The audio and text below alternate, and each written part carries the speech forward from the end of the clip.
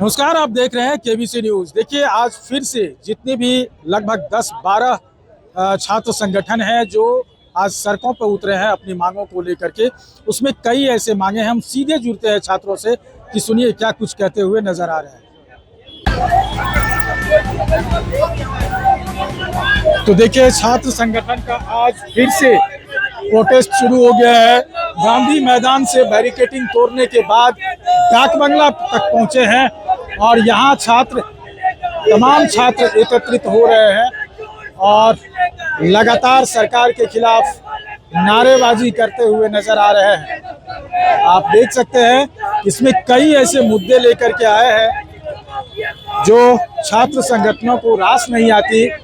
इसमें शिक्षा की गिरती व्यवस्था, साथ ही भ्रष्टाचार, नीट पेपर लीक मामला, ये तमाम मामला जो है आज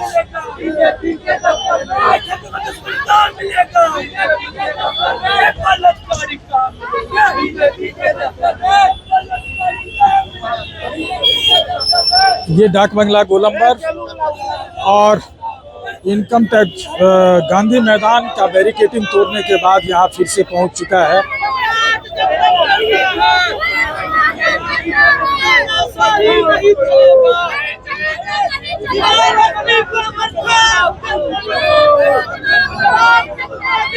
घुसने दो।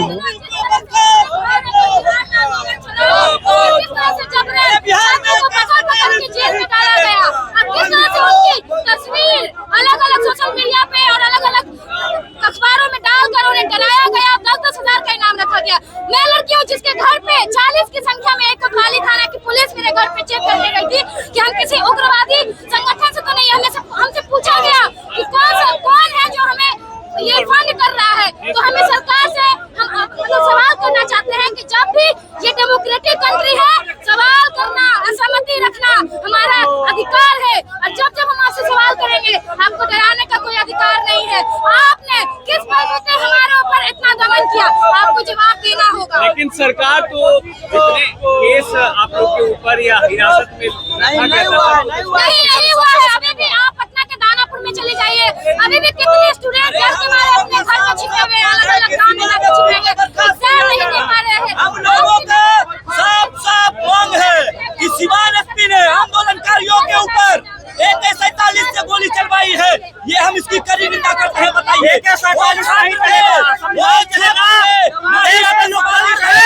लोकतंत्र में हत्या करने नहीं देंगे हम लोग। एक सिपाही को बर्खास्त करने से नहीं होगा। हम लोगों का मांग है कि सिवान एसपी को बर्खास्त करके उसको जेल भेजा जाए।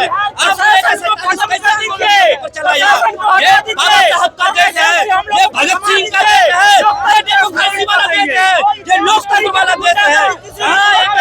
नहीं चलेगा, इसकी हम कड़ी निंदा करते हैं। आप क्या मांगे आप लोग? देखिए, सरकार जो है सो गुंडागर्दी करवा रही है, पुलिस को AK-47 चलवा रही है। हम लोग आतंकवादी हैं। हम लोग देखिए, ये ऑल इंडिया स्टूडेंट फेडरेशन है, जिन लोग नहीं पढ़े हैं उनको बता देना चाहते हैं।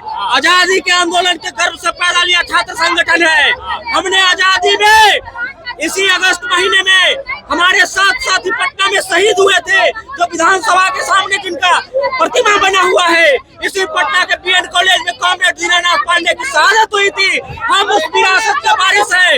हम कहना चाहते हैं कि सरकार देखिए, सरकार अगर नहीं समझेगी तो हम उस विरासत का वारिस होने की हैसियत से अपने अंदर यह अरमान रखते हैं कि दिल भी सरकार से लड़ते लड़ते मर जाना मंजूर है, लेकिन एक दिन तो जीतने का कोई सवाल नहीं।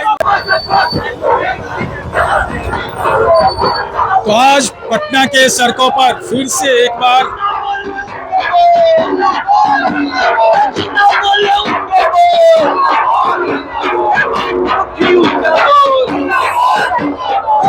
अमित शाह इस्तीफा दो, इनकलाब जिंदाबाद जिंदाबाद।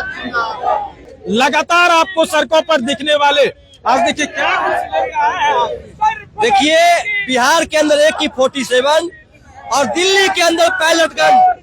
गृह मंत्री अमित शाह को इस्तीफा मांगने के लिए बिहार के तमाम छात्र नौजवान आज जो है पटना के सड़कों पर है। यदि देश संविधान से चलता है, साहेब से नहीं चलता है, अमित शाह यदि बिहार के अंदर AK-47 चलवाए हैं और दिल्ली के अंदर बैलेट गन चलवाए हैं तो उनको नैतिक रूप से उन्होंने लोकतंत्र को हत्या किया है और छात्र नौजवानों पर गोलियां बरसाई है, उनको इस्तीफा देना चाहिए। 22 तारीख जैसी स्थिति अगर फिर पनपेगी तो छात्र क्या करेंगे? उससे बड़ा बिहार के अंदर आंदोलन होगा और अमित शाह को इस्तीफा देना पड़ेगा। देश के छात्र नौजवान जाग गए हैं, अब जो है ये जेन जी है, ऐसे नहीं रुकने वाले हैं।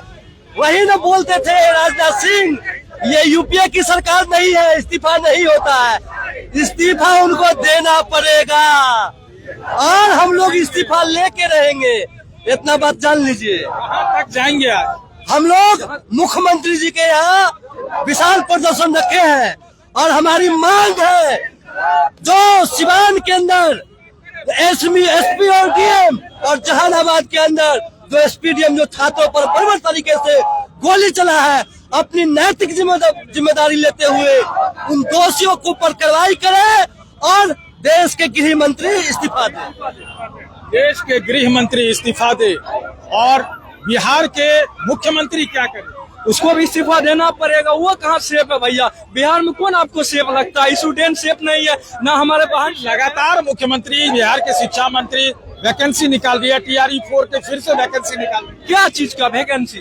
वैकेंसी निकालते हैं, फिर एग्जाम आगे बढ़ा लिया जाता है, कभी पेपर लीक किया जाता है, यही वो निकालते हैं। जो हम लोग की मांग है, जो गृह मंत्री है उसको इसी पर अपना पर्ची देना पड़ेगा। बिहार के अंदर जिस हिसाब से गोली चलाया गया स्टूडेंट के ऊपर, जो हिसाब से बिहार के अंदर भारत तिवारी को इनकाउंटर किया गया, ये कहाँ का संविधान कहता है एक स्टूडेंट एक आदमी के ऊपर इनकाउंटर किया जाए? ये संविधान नहीं कहता, ये संविधान चलता है, संविधान के हिसाब से देश चलता है, किसी का तानाशाही से देश नहीं चलता है।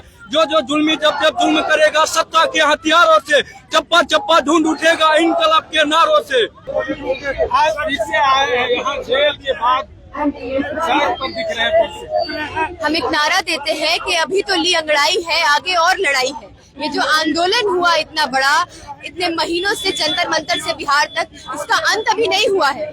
एक बहुत बड़ी जीत छात्रों को हासिल हुई है कि धर्मेंद्र प्रधान का इस्तीफा हुआ है, लेकिन उसके बावजूद पूरे देश में और बिहार में शिक्षा प्रणाली की जो समस्याएं हैं उसके खिलाफ हमारी लड़ाई अभी भी जारी है। ये जो नफरत की राजनीति फैला कर उसकी आड़ में शिक्षा में भ्रष्टाचार हो रहा है, बाजारीकरण हो रहा है, निजीकरण हो रहा है और उसकी प्रतिक्रिया में जो आंदोलन होता है उसपे जो लाठीचार्ज, जो दमन, अरेस्टिंग FIR राज बनाया जा रहा है, उसके खिलाफ देश भर में और बिहार में आंदोलन अभी भी जारी है।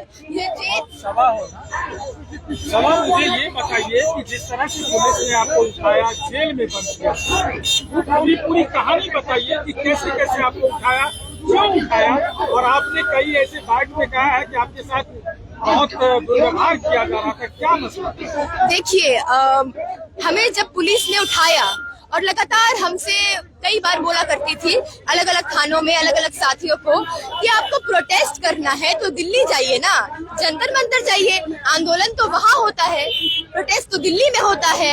आपने ये क्या कर दिया 22 तारीख को, पटना में क्या कर दिया, बिहार में क्या कर दिया, इतने लोग कहाँ से उतार दिए? तो ये जो सम्राट चौधरी या भाजपा के कोई भी मंत्री नेता एक नॉर्मलाइजेशन नैरेटिव बनाने की कोशिश कर रहे हैं कि हम यहाँ पर आंदोलन नहीं होने देंगे, उसको तोड़ा गया और उससे इस प्रशासन ने इतना खौफ खाया, भाजपा RSS ने इतना खौफ खाया कि 25 तारीख को हमारे बंद के कॉल के आंदोलन के लीडरों को ही उठा लिया ताकि वो ये दिखा पाए कि हम आपके लीडर को उठा लेंगे तो आप आंदोलन कैसे करेंगे। लेकिन ये आंदोलन जेनजी का था, छात्रों का था। हमें गिरफ्तार करने के बाद भी पूरे 25 तारीख को पूरा बिहार बंद रहा, सड़कें छात्रों से पटी रही और छात्रों की रिहाई की मांग के लिए बाकी छात्र लड़ते रहे। जेल में आपको प्रताड़ित भी किया गया? जेल में क्योंकि हम जब जेल में होते हैं तो समाज का तो सबसे क्रूर रूप है वो जेल में दिखता है, इसीलिए वहाँ पर जाति, धर्म और पितृसत्ता सबका सबसे क्रूर रूप दिखता है। आपके धर्म के आधार पर प्रोफाइलिंग होती है, जाति के आधार पर प्रोफाइलिंग होती है। और मैं क्योंकि एक महिला हूँ, महिला खंड में चली गई थी, तो वहाँ पर आपके लिंग के आधार पर आपसे कई सारे मानवीय अधिकार छीन लिए जाते हैं। जहाँ बाकी कैदी पुस्तकालय जा सकते हैं, लिख पढ़ सकते हैं, एक दूसरे से मुलाकात कर सकते हैं, दिन में बाहर रह सकते हैं, रात में भले ही लॉक हो जाए। वही महिलाओं को दिन भर अपने अपने वार्ड में लॉक किया जाता है, पुस्तकालय नहीं जाने दिया जाता। और जब मैंने आवाज उठाई, मैंने पूछा कि अरे ऐसा क्यों है, तो वहाँ के पदाधिकारियों ने कहा कि बिहार पुलिस में 20,000 लोगों की बहाली है। क्या आपको पता है जेल पुलिस की सिर्फ 4,000 की बहाली है। यहाँ पे महिलाओं की सुरक्षा के लिए उतने गार्ड ही नहीं है कि महिलाओं को उनका मानव अधिकार दिया जाए। इसलिए फिर से एक बार इस सरकार की नाकामी की वजह से महिलाओं को झेलना पड़ता है। तो आपने सुना, ये लगातार ये बात कह रहे हैं कि जिस तरह से नीट का पेपर लीक हुआ, जिस तरह से बिहार में या साथ ही पूरे देश में शिक्षा की अव्यवस्थाएं हैं, उन पर सिवान में एसपी पर कार्रवाई करने की बात कहते नजर आ रहे हैं और तमाम अपनी मांगों को लेकर के गांधी मैदान से चले, वहां बैरिकेडिंग तोड़ी, फिर डाक बंगला पर पुलिस की प्रशासन की मुस्तैदी के बीच यहाँ अपनी बात कह के और फिर वो अपना आंदोलन को लगभग खत्म कर दिया। देखना होगा कि अब इस आंदोलन पर सरकार की क्या प्रतिक्रिया आती है। निशानंद, केबीसी न्यूज, पटना।